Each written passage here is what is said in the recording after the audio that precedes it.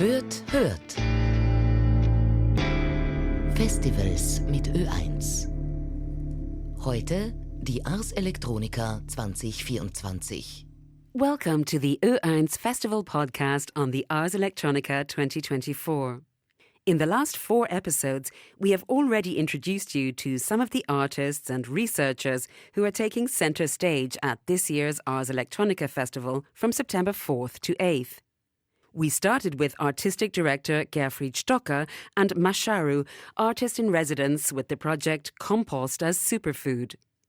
Episodes 3 and 4 featured Paul Trillo and Beatty Wolf, 2 of the winners of this year's Pre-Ars Electronica. I would like to welcome you to the 5th episode of this series of talks, in which we introduce you to the winner of another very big competition. Every year, the European Commission's S+T+ARTS Prize honours innovative projects in the nexus of art, technology and science that have what it takes to make a significant impact on economic and social innovation. The 2 S+T+ARTS Prize winners are also prominently featured at Ars Electronica. The grand prize in the Artistic Exploration category goes to the Serbian researcher Vladan Joler and the US scholar Kate Crawford for their project Calculating Empires, a genealogy of technology and power since 1500. This is a large-scale analog and digital map that sheds light on the complex interdependencies of technology and power over the last 500 years. My colleague Hannah Balba met Vladan Joler for a chat via video conference.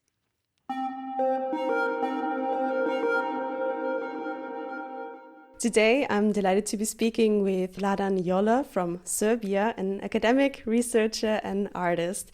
He's a professor of new media at the University of Novi Sad and founder of the SHARE Foundation, a non-profit organization that is dedicated to protecting the rights of internet citizens. And together with Professor Kate Crawford, he has created the project Calculating Empires, a genealogy of technology and power since 1500.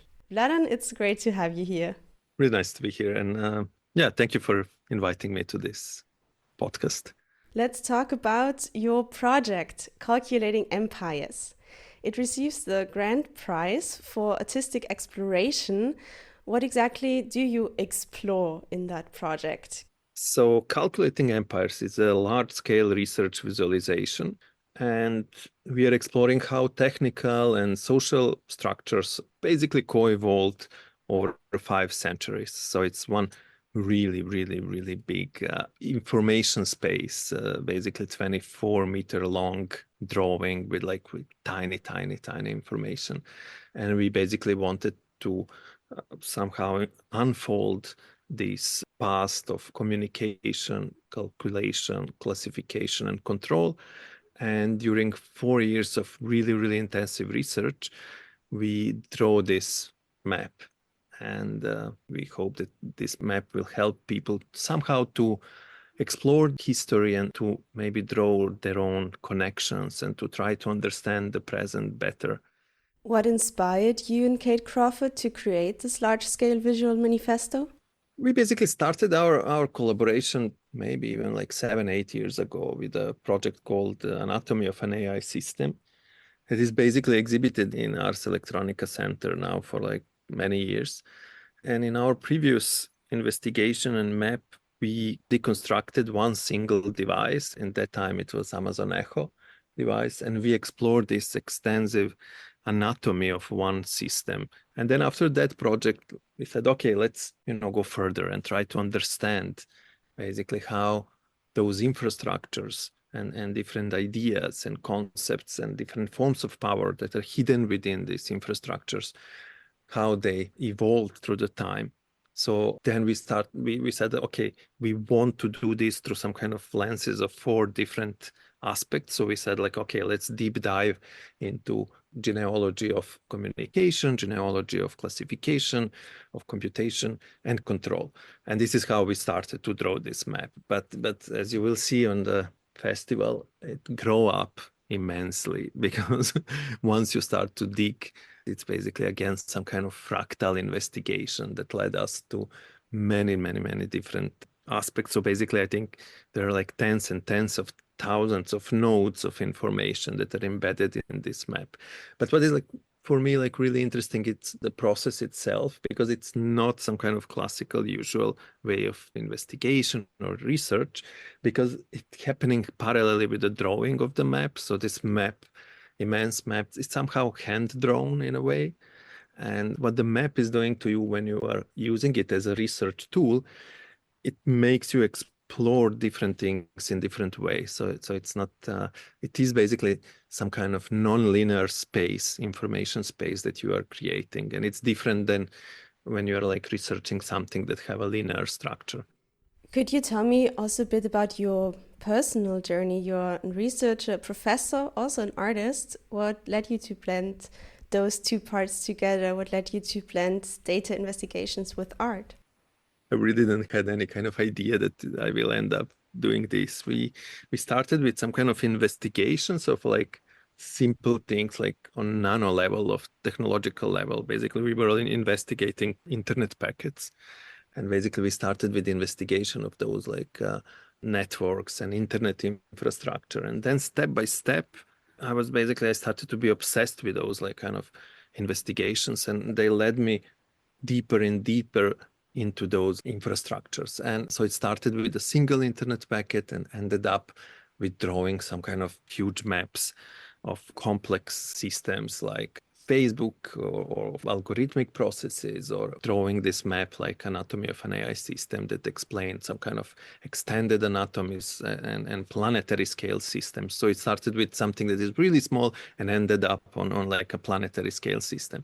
But I never had intention of doing this as an art. For me, it was always some kind of process of investigation. So for a really long time, I felt more like some kind of detective, less than some kind of artist. But because those maps at the end are so big and I guess like so impressive in scale and in details, basically those maps were some kind of embraced by the art scene, and now they're exhibited in many museums around the world. But for me, they're still some kind of diaries of investigation journeys, more than as some kind of art object. So I see them more as some kind of maybe more as educational tools or maps that other people can use to understand better complexities behind the technological structures.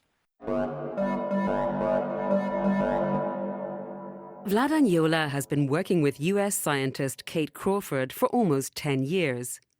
Crawford studies the social and political implications of artificial intelligence.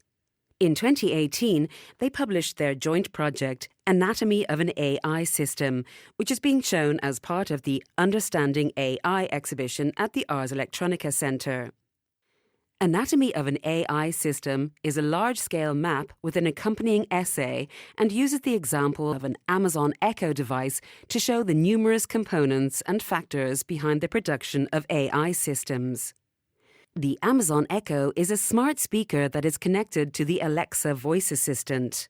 Crawford and Joler's new project, Calculating Empires, was first shown in Milan in November 2023. The large-scale visualization examines how technical and social structures co-evolved over 5 centuries. They've created a detailed, densely populated and illustrated map that traces the development and effects of colonialism, militarisation and automation. Their aim is to illustrate how empires use technology to centralise power, how these power structures persist today, and how they could potentially be dismantled. The map can be viewed in detail on the website calculatingempires.net. This map, Calculating Empires, traces the relationship between technology and power from 1500 to 2025. What happened in the 1500s that was significant for you as a starting point? Well, that's a really good question and really political one in a sense. There were like several events that are for us like really important, because when we started to draw this map, we knew that it's going to be about colonialism. And in that sense, 1500s are really important as beginning of European colonialism and this kind of like global extraction of resources. So that was like one node. Another one was, of course, Gutenberg and Gutenberg Press. That was birth of mass media in Europe, especially. And on the other side, you have also birth of this kind of like a scientific method. So 1500s were somehow logical for us. For example, history of classification is something that I really didn't expect to be so detailed and so terrific in a way. Because once you start to deep dive into history of classification, you understand how terrible it is. And if we think about all of those AI systems of today, they are basically systems of classification, but they all rely basically on some kind of like classification systems from the past. And then we started to investigate those classification systems, how we classified plants, how we classified world around us. But what is like, once those systems of classification were like implied on human beings, then you see how terrifying it is, because and then you see this entanglement between like colonialism, extraction, and classification system. Because, for example, classification of races and this what is coming as a scientific racism is really linked with the history of colonialism, because somehow it was needed to justify all of this. And then if you follow this history of classification through time, you see basically it's a history of wrong decisions and wrong ideas that are being constantly added up and up and up. So it is really fascinating to deep dive into roots of the ideas that are embedded nowadays into technological systems. In the map, you literally draw a connection between technology and power. So if you look at it, on one side, the map starts with communication devices, and 24 meters later, you end up with military systems. We are starting with the communication devices as a surface, but then we are diving deeper into infrastructures behind them. So, for example, from communication devices, we are going into communication infrastructures, then we are going into algorithms, then we are going into computation systems. And then from computation systems, we are continuing into different systems of classification and different systems of control, military, police, borders, and many other aspects of control systems. So it is a ride, from one side of the map to another one. But I hope that people will have a patience to go with us through this map and to connect all of those informations together and try to make their own stories, their own conclusions. And yeah. This map is incredibly detailed. There are hundreds, if not thousands, of individual drawings and texts. How long did it take you to create all of this, and what was the process like? It took us around like 4 years, I think now, to draw this map. I don't know, you start with the first dot and then from there you start to tell a story. And this map changed a lot and grow a lot through time. And then in one moment we included other people to help us, and that was like really necessary, because you get lost in such a space once you dived in, and you spend like years inside of that file. And it is really amazing experience to have this kind of like a long-term marathon of producing something like this. You said one of the core themes, or the starting point for you, was the theme of colonization. And you draw, again, literally, parallels between past practices of colonization and modern technology companies. Could you elaborate on how these historical practices are echoed in today's tech industry? Well, in so many different ways. I mean, like, it is clear that present day practices of these kind of big technological companies are based on different forms of extractivism. So it's extraction of human labor, extraction of resources, extraction of energy, extraction of knowledge that we have now with AI and AI data sets. So it's a different forms of extractions that functions on a planetary scale. And in that sense, like, these kind of new technological systems are really similar to these kind of old forms of colonialism. So it's some kind of new forms of techno-colonialism. But it is also, it's not just like evil corporations, governments, military systems are also in the core of these processes. So even if we think about the internet, even if we think about AI, all of those systems, most of them are also coming from some kind of military research and development programs, and they're really often linked with big wars when you have this expansion of like production, military production and spending.